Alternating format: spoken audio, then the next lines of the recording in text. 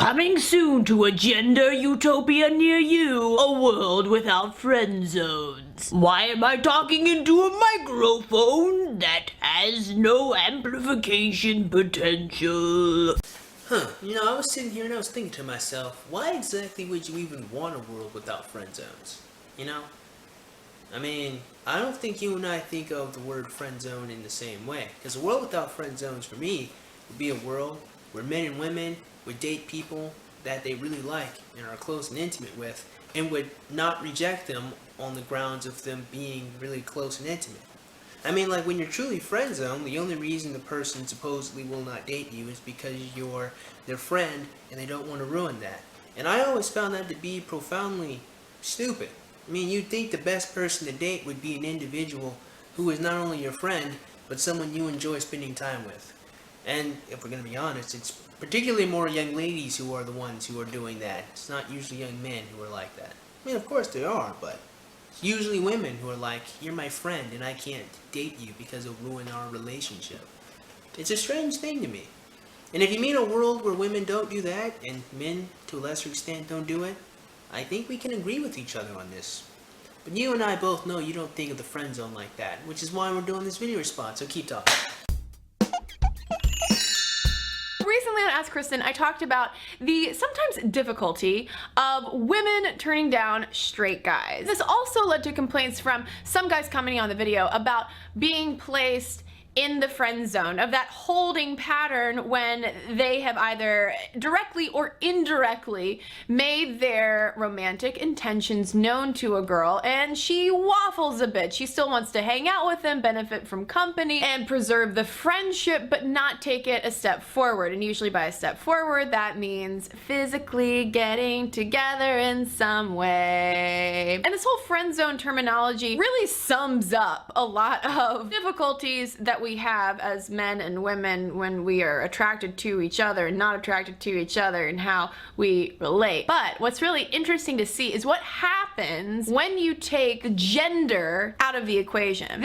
Go ahead and hang on to your seats, because what's about to happen is going to be freaking amazing. This came up in a YouTube comment from Monica Martin. As a romantic-hearted lesbian who doesn't live in a city, I knew from an early age that the girls I had feelings for were unlikely to feel the same way for me. I never tried to win them or force them into wanting me, but I tried to be the best friend I could be for them. And that right there, thank you, Monica, is what a world without friend zones would look like. What? That is absolutely, positively absurd. That girl was as friend zoned as friend zoning could be, bearing in mind that she was gay. She didn't try to date her friend because her friend wasn't gay. That's not a world without friend zoning. That's a world where people have common sense. What she's doing isn't denying herself attraction, isn't saying that she's not worthy of being in relationships with these girls. She's simply accepting a basic no for an answer. Yes, but that's because she's gay. See, here's the thing. If this lesbian is consistent, and I will assume that she thinks she was born gay. Okay, so ignoring that part of the comment, let's just say she's consistent and she thinks she was born gay. Well, then that would mean that she would think that her friends were born straight. That would mean that she, being consistent with her worldview, doesn't think that her friends had a choice because she didn't have a choice in being gay. So, simply using what I like to call common freaking sense, she just said, I'm going to be this person's friend, but I'm not going to try to make them gay because they can't choose that. That's all it is. She's still friend-zoned. She's as friend-zoned a person could be. Choosing to be their friend anyway, but not expecting a reward at some point for that friendly attentiveness she's paying to these girls. Yeah, she'd be kind of stupid if she did, considering the fact that she's not going to change her friend's sexuality no matter how sexy she is. At least I don't think so. I don't think a lot of women are that easily persuaded to be lesbians. I mean, I could be wrong here, but if that girl possesses the attribute known as common sense, that's a perfectly reasonable position to take. And even then, there's this one thing that you said about rewards. I'm not really sure if a lot of people look at their friends that way. You don't really look at your friend as a reward. Otherwise, they're not really your friend. Don't you think your friend be an individual you care about, you sacrifice for, that you love, you kind of want them to do better in life? That's not, you don't look at your friend that way, is what I'm saying. You know, it's kind of very dehumanizing language on the part of the man that you are indeed implying, which you're going to imply later in the video, is, you know, working hard to try to get his friend to see him in a romantic light. He's not looking at her as a reward. He's looking at her as a human being he wants to be in a relationship with. I'm not really sure why that concept escapes feminists. I don't really know why that's such a tough thing to grasp. It might be because you're a buffoon. I don't know. Ever since I read Monica's comment, it's been running through my mind because it's such a beautiful, honestly, example of relationship dynamics not burdened by gender roles. You know, Kristen, sometimes when I do these video responses, I have to sit down and I have to ask myself, are these people purposefully being stupid? Do these people practice as being a dumbass a skill? Because it's so amazing how you guys are able to do this. Kristen, the only barrier, as far as I know, that was preventing that woman from dating her friend was specifically the fact that her gender or their genders were the same. She couldn't date them, not because there was a lack of gender roles, but specifically because her gender was the same and her friends weren't gay. I mean, you go on, continue. Not to say that gender roles are completely useless or that Monica is degendered in some kind of way, but when you don't have all of those cultural messages about entitlement and access to women's bodies and that being, you know, what values a man, all of these things that really feed into the myth of the friend zone, you get what is ultimately just pure respect. And you know, see, here's the thing. You are implying that by trying to get someone that you fancy to reciprocate your emotional feelings, which, if we're going to be honest, is a lot of the times actually fed by the person you're trying to date, as in you're being led on, or sometimes you're not being led on. Sometimes the lady is dropping you hints because she wants you to pick your balls up. This happens. You are implying that by trying to court your friend, you don't respect them, in that you don't even see them as a human being, which is strange because you don't try to court objects. You don't try to treat a basketball well, expecting that basketball to reciprocate things for you. You're not objectifying or even removing agency from another person because you're trying to date them. What kind of nonsensical bullshit is that? And I think it's perfectly fine to be angry, upset, sad, or hurt if the person that you want to date, especially if that person you want to date told you that you are fine or you're perfect or you'll make some other girl happy or some other guy happy, comes back and says, I don't want to date you even though you're awesome, yeah, I think it's kind of reasonable for that person to be a little upset or hurt for a couple of days, minutes.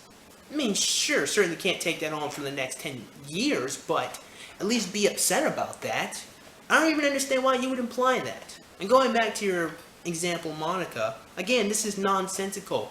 She was gay, her friends weren't. Sorry, it is not going to work. Keep going. For the other person. A world without friend zones is a world without that kind of entitlement. For the love of all that is pure. Kristen, you are not entitled if you think you have to work to obtain something. If a man or a woman is putting in effort to court someone, they very clearly don't think they're entitled. And even if they're not, because they're working. They are trying to get the person to reciprocate their feelings. That's not entitlement. It's not. It's called doing what people told you to do. I mean, as a young man, you're told you gotta be nice to young ladies to get them to like you back. And then when you actually watch what women do, you gotta be a jackass to get them to want you back. That's unfortunately with a lot of young ladies, that's how it works. So you go your whole life thinking that you gotta be nice to court people, and this goes for young ladies too, and then you find out that it doesn't work, or you find out that your friend thinks you're perfect for somebody else, which either they're the most altruistic person in the world or they don't want to be in a good, stable relationship.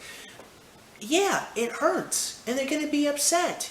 But to say that these people are entitled because they think that doing what someone told them to do is gonna work is a little ridiculous to me. Keep going. And provides autonomy for everybody. And That makes no sense either.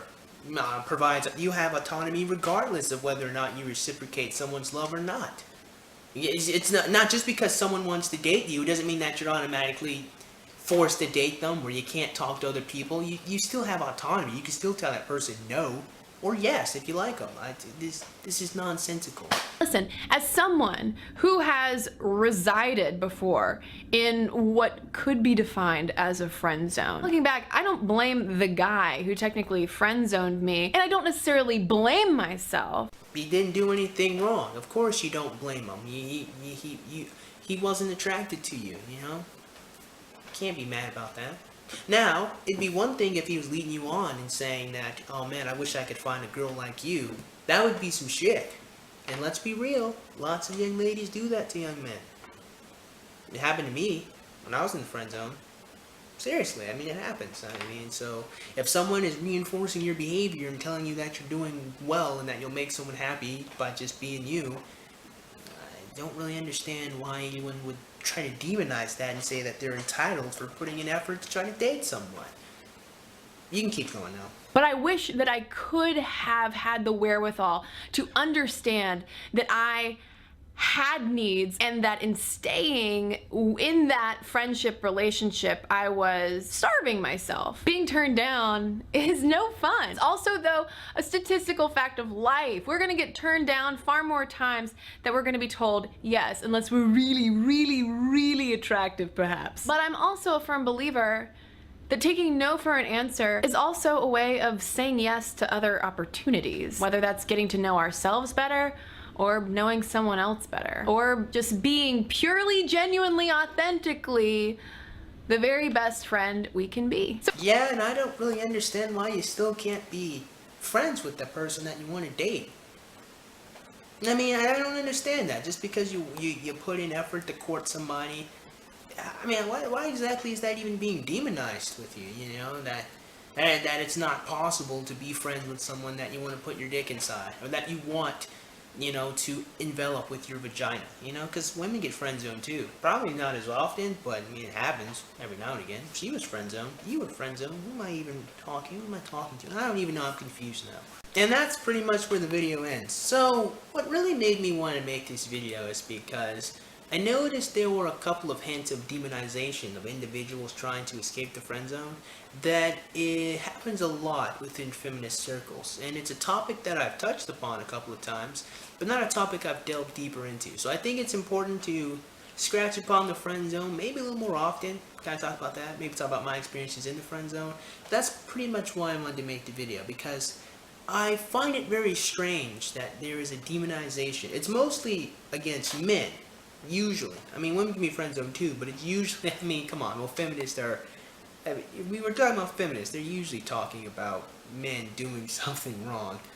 So, yeah. So with that being said, man, I certainly hope you guys look forward to some other videos on the topic of the friend zone.